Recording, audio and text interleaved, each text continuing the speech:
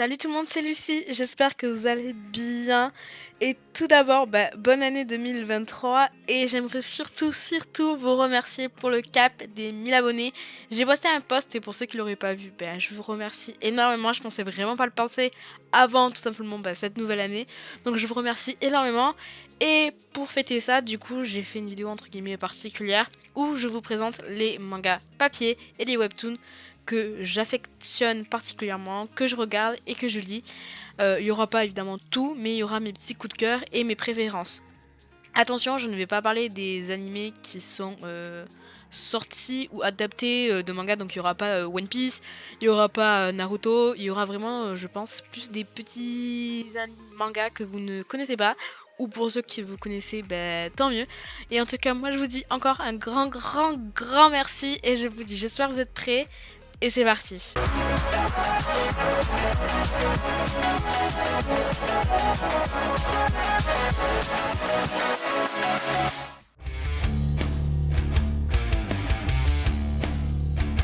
Ok, on va commencer par un manga qu'on pourrait catégoriser dans les mangas connus, mais bien au contraire. Je vais vous parler d'une franchise de Fairy Tail.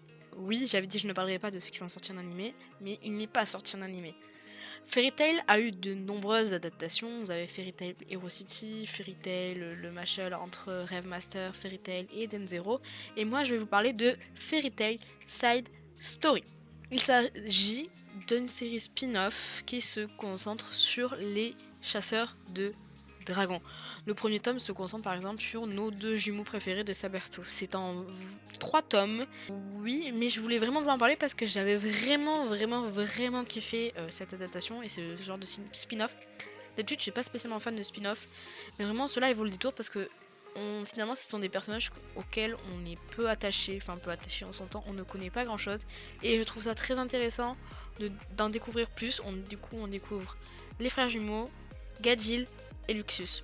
Donc comment dire que c'est des personnages qu'on kiffe tous et voilà, c'est pour vous mettre l'eau à la bouche.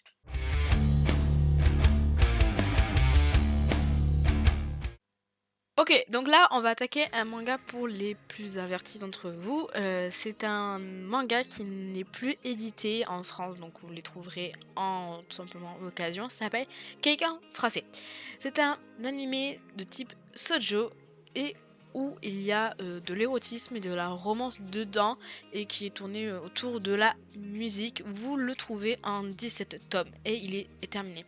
Pour ceux qui s'intéresseraient, on suit Anne, qui est l'héroïne, qui participe à un concours qui consiste à écrire les paroles de la nouvelle chanson L'Ange déçu pour le célèbre groupe Lucifer. Et sur le chemin, elle manque de se faire renverser par un très bel inconnu qui l'invite à l'un de ses concerts pour se faire pardonner. Et le jeune homme captivant n'est autre que le chanteur principal du groupe et Ayn en oublie carrément ses paroles en plein milieu de l'accident, tellement il est beau gosse. Et pendant le concert, elle se rend compte que ce beau gosse chante ses paroles. Donc elle est assez surprise quand Sakuya, le héros principal, lui demande tout simplement de devenir sa parolière. Et donc on va suivre l'histoire de romance de ce couple assez atypique avec des scènes... Bon, il n'y en a pas beaucoup, hein, mais il y en a quand même, donc je préfère vous avertir. Je l'avais commencé en scan celui-ci et j'ai réussi à le trouver. Et il vaut vraiment le détour. C'est un ancien, il est sorti en 1997. Donc les traits sont pas ce qu'on connaît, mais l'histoire est classique et elle est même encore utilisée à l'heure d'aujourd'hui. Pour ceux qui s'intéresseraient des mangas un peu plus adultes, je vous le conseille très fortement.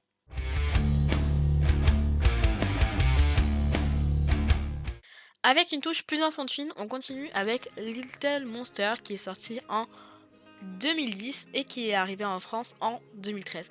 Toujours un classique shoujo romance surnaturelle, on suit l'histoire de Hiru qui a à peu près 15 ans et qui fait partie du club animalier de son lycée.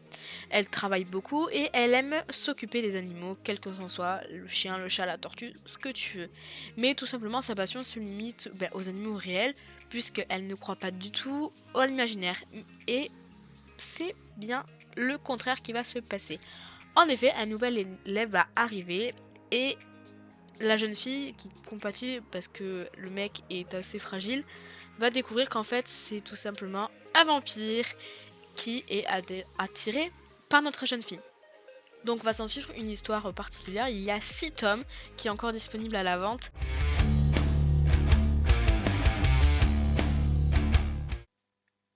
Avec un manga beaucoup plus récent qui est sorti en 2019 au Japon et qui est arrivé chez nous en 2022, Le Roi Démon et moi et nos 10 enfants.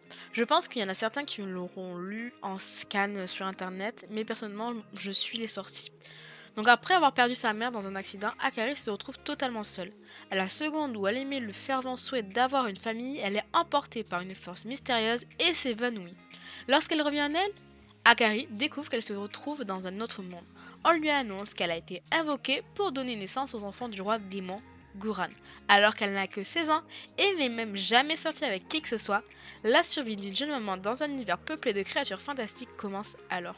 Vraiment, pour le moment, vous avez 4 à 5 tomes qui sont sortis. Il y en a un qui est sorti le 4 janvier. Et j'adore. C'est un shonen, comédie fantastique, isekai dans un autre monde, réincarnation. C'est pas de la réincarnation, mais bon, c'est de l'évocation, c'est pareil. Le personnage masculin, top. Vraiment. Alors oui, je suis désolée les garçons qui regarderaient cette vidéo. Il y a beaucoup de trucs pour filles, je mets les guillemets bien évidemment, c'est pas genré. Mais tout simplement c'est le genre de truc que moi je lis et donc je vous présente ce que je lis. Par la suite il y aura des trucs plus pour tout le monde, mais là pour le coup je vous présente un truc qui est sorti dernièrement qui est vraiment tiré romance.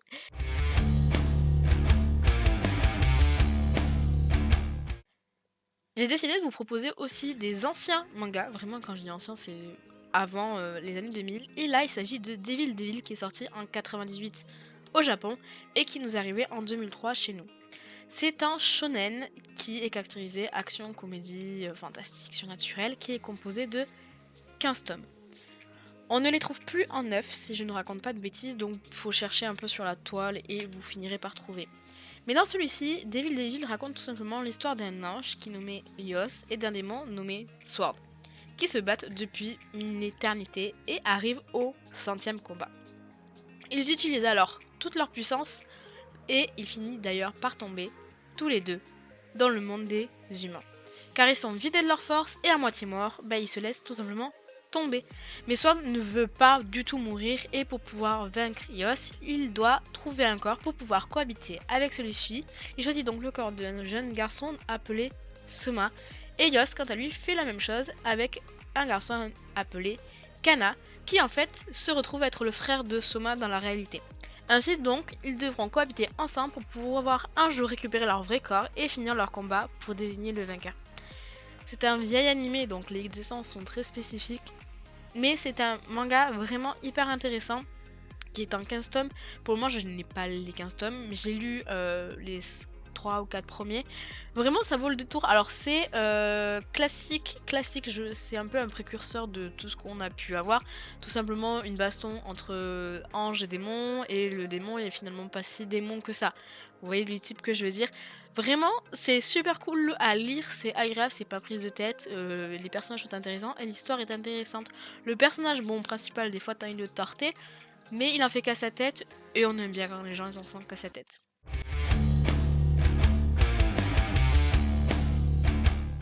Je vous présente donc un nouveau shoujo qui est un peu plus vieux que ceux que je vous ai présentés jusqu'alors, qui est sorti en 2011 en France. Donc c'est Lady and Butler et il n'est plus édité si je raconte pas de bêtises non plus. Oui, je vous présente que des trucs hyper faciles à trouver et il est en 21 tomes bien évidemment terminé.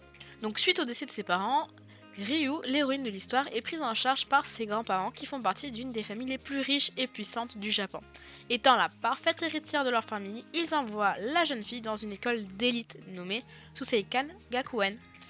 Perdue dès son arrivée dans ce vaste monde, elle fait la rencontre d'un jeune homme, Akuo Sama, qui est le meilleur élève de la classe des majordomes et qui surtout s'avère être le fils héritier d'une des plus puissantes familles du pays. Ce dernier a choisi par lui-même de suivre le cursus de majordome, réputé être extrêmement difficile. Seulement, cette nouvelle amitié naissante entre nos deux héros ne plaît pas du tout à tout le monde puisque Aku est le garçon le plus convoité par plusieurs jeunes filles qui rêvent de faire de lui un bleuteur exclusif. Donc un majordome exclusif, on est dans une école où chaque jeune fille, son objectif c'est d'avoir un majordome attitré qui travaille pour finalement pour ses soins et pour sa famille. Là pour le coup on est dans une romance pure et dure, school life où on suit nos deux personnages et si vous aimez pas la romance, bah franchement passez votre chemin. C'est un peu aussi classique comme on peut voir maintenant beaucoup, mais à l'époque c'était vraiment cool et du coup moi j'aime bien retomber dans les anciens entre guillemets mangas qui sont toujours différents. Les traits sont un peu compliqués des fois pour reconnaître certains majordomes. Je dois l'avouer que des fois je regarde les premières de couverture parce que je suis en mode attends. Ah oui, c'est lui. Mais vraiment, c'est super sympathique à lire et c'est vraiment cool. Je vous le conseille. Ce n'est pas le manga de Shoujo du siècle, mais vraiment hyper top.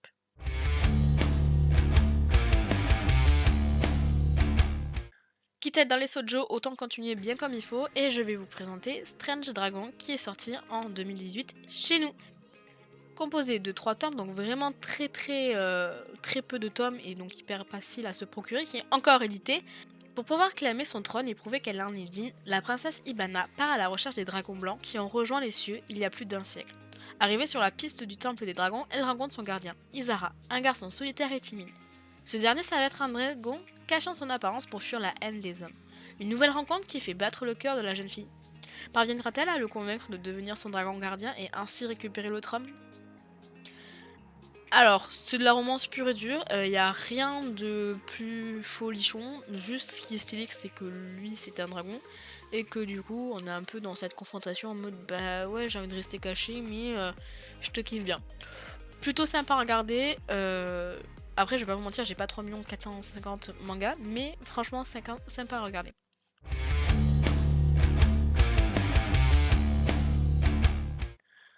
Nous poursuivons avec Kennen comme chien et singe. Composé de 8 tomes, est encore disponible à la vente, qui est arrivé chez nous en français en 2018. Sommés par un esprit maléfique de sacrifier une jeune fille à la divinité du temple local, des villageois font appel à Ayate, un chasseur de démons. À leur grande surprise, ce dernier n'est d'autre qu'un superbe chien blanc doté de grands pouvoirs. Grâce à son aide, ils ne tardent pas à découvrir que la créature à l'origine de leurs ennuis n'est d'autre que le Kakuen Mashira, un être mi-homme, mi-singe, ayant pour habitude d'enlever les humaines. Ce dernier, peu déstabilisé par sa rencontre avec le chien, décide de l'adopter. Ainsi commencent les relations tumultueuses, comme chien et singe, de ces deux êtres surnaturels au gré des saisons du Japon légendaire. C'est une relation amicale qui est incroyable. J'ai versé ma petite larme, sachez-le, sur ce manga, j'ai versé ma petite larme. Dessin très beau, illustration de couverture magnifique. Vraiment, j'ai rien à dire, il est très peu connu, et il est pourtant 8 tomes, ça en fait quand même.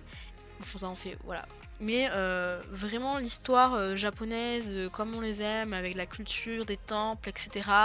Un personnage très attachant, qui est un peu mal vu par les hommes, mais finalement, vous voyez, il n'y a pas forcément de raison. Donc, vraiment, je vous le conseille, il est vraiment top. Mais en fait, je sais pas trop quoi vous dire pour vous forcer, vous pousser à lire les scans ou à les acheter simplement. Je pense ils valent vraiment le détour.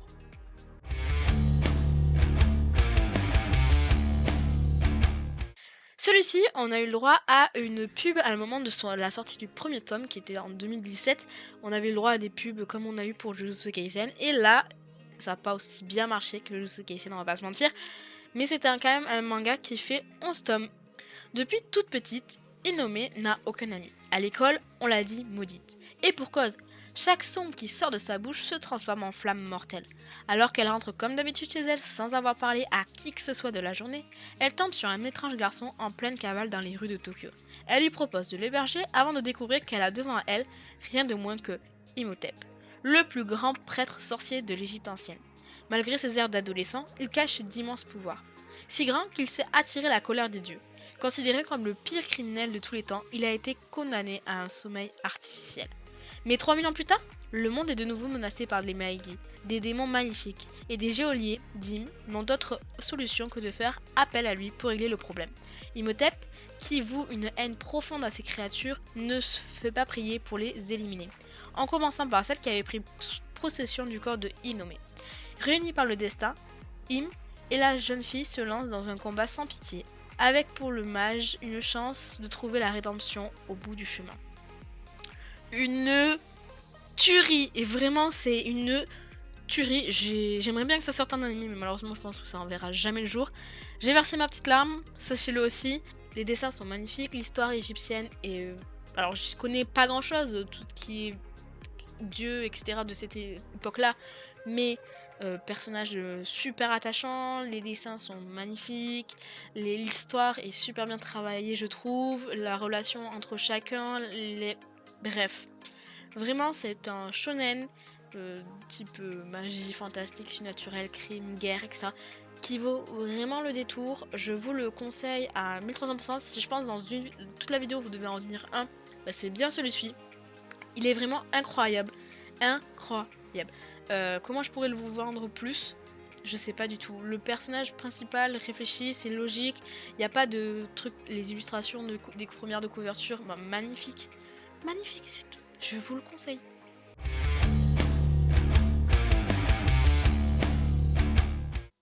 Je suis un assassin et je surpasse le héros. Est un manga de type seinen qui est habitué. On est habitué, c'est des trucs de réincarnation fantastiques où le héros est hyper badass. Tout simplement, il est victime d'un complot et si leur seul espoir était entre les mains d'un assassin. Appelé avec ses camarades de classe dans un autre monde, Akira Oda se voit attribuer les caractéristiques d'un banal assassin du fait de sa discrétion. Mais ses compétences vont se révéler bien plus grandes que celles d'un héros. Très vite, Akira commence à avoir des doutes sur le roi qui les a fait venir dans cet autre monde et il va devoir mettre en pratique ses compétences d'assassin pour élucider le mystère et découvrir la conspiration qui est en train de se tramer. Ça fait un moment que nous sommes encore bloqués à 3 tomes. Donc le dernier, pour vous dire, il est sorti en février 2021 et le prochain est prévu pour février 2023. Donc vous avez le temps de vous mettre à jour. Mais surtout, ce qui change de... Bon, le héros est badass, mais il est très logique, il a quand même eu des alliés qu'on pensait pas avoir. Il tombe dans un monde où finalement c'est peut-être pas si beau, c'est tout rose, c'est peut-être pas juste je vis ma vie de super badass. Non, c'est beaucoup plus prenant que ça. J'ai hâte de lire la suite. Je le conseille, n'hésitez pas à me dire. Et puis, on va pas se mentir, les dessins sont très très beaux. C'est quand même important, je trouve.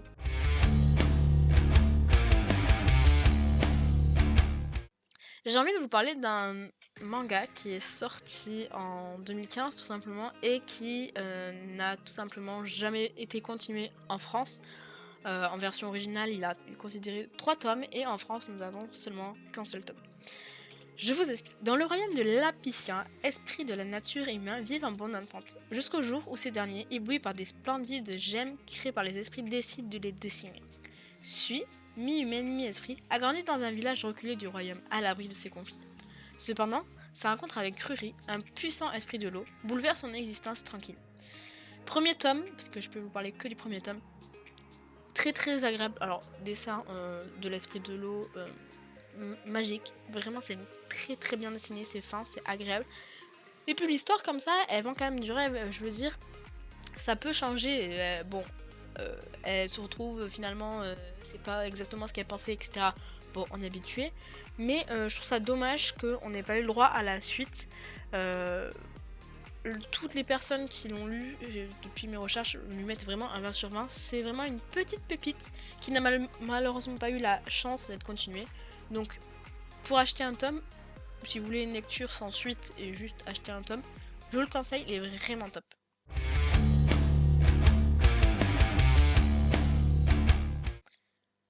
Maintenant j'aimerais vous parler d'un manga français qui s'appelle Save Me Pity, qui se déroule dans la Grèce antique où Pity est frappée d'une malédiction. Elle ne pourra prédire que des catastrophes et évidemment personne ne la croira. À part peut-être Xanthe, fils caché de Zeus qui va de catastrophe en catastrophe, sous les coups rancuniers de Héra. C'est un manga français qui a été écrit par Elsa Brandt, je l'ai rencontré de nombreuses fois en convention, et qui est composé de 5 tomes et c'est terminé, vous le trouvez très facilement en librairie, il a été édité par Kana. Donc vraiment super simple à trouver pour le coup. L'histoire est vraiment sympathique, les dessins font énormément penser aux anciennes générations pour le coup d'animés. Genre je cite Inuyasha, etc. Et effectivement elle s'est inspirée beaucoup de Inuyasha, etc. Et bon, le coq est incroyable, la poule est incroyable. juste ça. C'est pas le manga le plus éblouissant en termes de dessin, hyper en termes d'histoire, mais tu rigoles bien, c'est sympa à lire. Attention aux ceux qui sont vraiment qui tiennent vraiment à lire leur manga de droite à gauche. Celui-ci est à la française. Enfin, en gros, c'est en mode lecture, c'est une BD. Ça se lit comme une BD et non comme un manga, mais c'est de format manga. Donc voilà, c'est un peu contradictoire, je dois l'avouer, mais c'est sympathique et je voulais mettre en avant un manga français.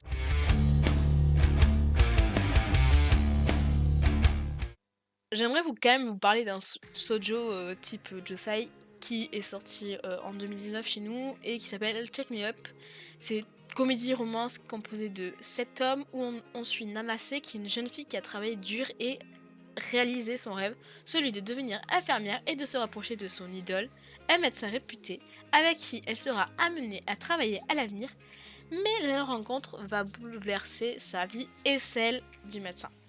Bon, Sojo full à 100%, c'est une histoire de romance médicale où ça a été quand même bien travaillé par rapport au monde d'aujourd'hui, donc les tenues c'est plus des petites souvrettes, c'est assez représentatif.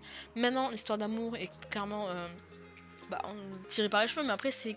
Tu lis pas un Sojo pour avoir une histoire d'amour réaliste, sinon ça n'a aucun intérêt.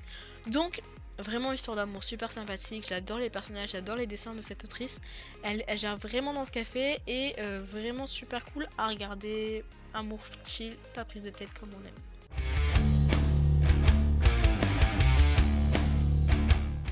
Et on continue avec The Brave Witch Revenging. Alors, il est arrivé en France en VF en 2022, mais il est sorti depuis le 2019 dans la vraie ville.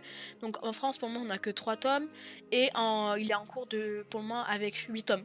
Donc pas avant un moment, je pense que ça va continuer, et du coup, ça a l'air de pas mal marcher si on est déjà à 8 tomes et que c'est encore en cours. Après avoir vaincu tout simplement le roi des démons, Raoul aurait normalement dû devenir le sauveteur du monde et à être acclamé comme l'un des plus grands héros.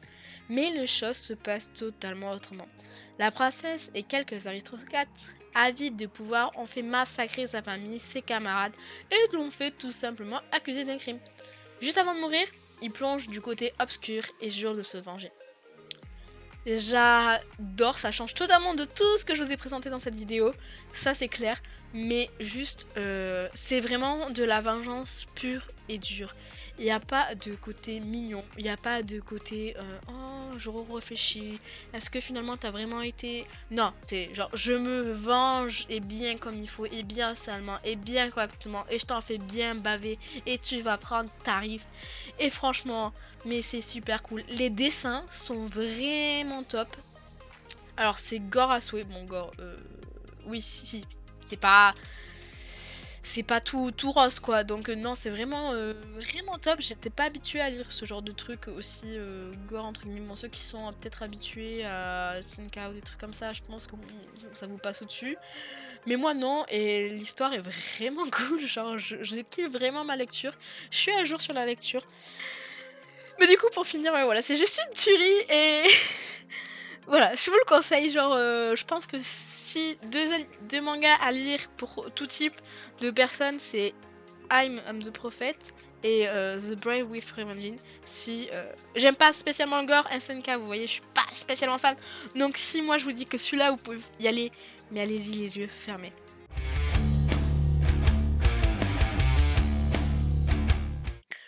Pour passer au webtoon, il y a différents styles. En règle générale, je préfère vous prévenir que moi, tout ce qui est réincarnation de romance, je kiffe vraiment beaucoup. Donc pour commencer, un truc, j'ai pas tendance à lire les webtoons qui sont hyper connus, je mets les guillemets bien évidemment. Tout ce qui est True Love là, avec la fille qui est sur les réseaux sociaux mais qu'en fait elle ressemble pas à ce qu'elle ressemble, vous savez, chez elle, elle est dégueulasse entre guillemets, je mets les guillemets hein. Et à l'école elle est super bombasse et tout. Ça, je suis désolée, mais c'est de l'arnaque en boîte. Alors oui, c'est hyper connu, blablabli, ça a fait un carton monumental, mais c'est du bullshit, c'est totalement recopié sur Switch Girl. Ceux qui connaissent Switch Girl, je l'ai en manga, je vous l'ai pas présenté. Switch Girl, c'est exactement le même principe qui est sorti 10 ans avant. La seule différence, c'est que l'héroïne du coup n'est pas connectée, c'est-à-dire elle n'est pas sur les réseaux sociaux parce que ça n'existait pas au moment de la sortie du manga. Mais True Love est une copie-collée de Switch Girl, juste version récente et version actuelle, c'est tout. Et je ne comprends pas comment les gens ne peuvent pas faire le lien. Donc vous n'aurez pas des trucs comme True Love parce que je suis anti True Love. Voilà, je vous le dis. Genre, je suis désolée pour ceux qui sont vraiment fans, mais moi True Love, je ne comprends pas. Ce n'est pas possible. C'est Switch Girl, mais juste la meuf, elle s'est pas cassée. Alors je suis désolée. Mais la meuf, elle s'est pas du tout embêtée pour créer son histoire. Dans la barre d'infos, vous trouverez tous les webtoons que je lis et le lien qui redirige vers la plateforme webtoon si ça vous intéresse. Et donc il y aura clairement la moitié des 3/4 dont je ne vous ai pas parlé dans la vidéo. Donc si ça vous intéresse, allez jeter un oeil et ajoutez-les dans vos listes, dans vos favoris si vous voulez les lire et en savoir plus. Pour conclure, je vous ai présenté pas énormément de mangas, j'en suis consciente, mais je vous ai présenté ceux qui pour moi me tenaient à cœur, et encore je vous ai pas tout présenté parce que les Akatsuki no Yona, les One Piece, forcément One Piece je vous dirais allez le lire en papier, ça vaut le coup, mais ça serait perdre du temps parce que One Piece je pense que c'est assez connu et ils ont clairement pas besoin de visibilité. Et pour les webtoons, voilà. Donc j'espère que ma petite sélection vous aura plu. Pour ceux qui ont des mangas qui correspondent à ceux que je vous ai présentés, n'hésitez pas à me dire ce que vous avez pensé. Est-ce que finalement vous les avez achetés et ça vous a pas plu et vous les avez revendus ou pas. Et moi je vais vous demander un truc du coup, c'est de me dire en commentaire le manga papier, je dis bien le manga papier, pas connu, donc tout ce qui est Assassination Classroom, je veux pas les lire. Le manga papier, donc pas forcément votre préféré parce que si c'est Assassination Classroom, ça marche pas. Que vous me conseillez d'acheter, de lire en tout cas, ou de trouver en scan, bref. Comment vous me conseillez de lire, je voudrais que ça soit vraiment un manga qui n'est pas sorti en animé. Donc à vos commentaires, j'ai hâte de vous lire et de découvrir vos petites pépites. Donc votre manga préféré et le webtoon si vous en lisez que vous me conseillez également. Donc je vous remercie encore énormément pour tout simplement les 1000 abonnés. C'est énorme, vous vous rendez pas compte à quel point à échelle humaine c'est juste incroyable. Donc vraiment merci, je sais pas quoi dire, vous avez été trop mignons en plus sous le post, donc juste merci beaucoup. Je vous dis à la semaine prochaine pour une nouvelle vidéo, portez-vous bien.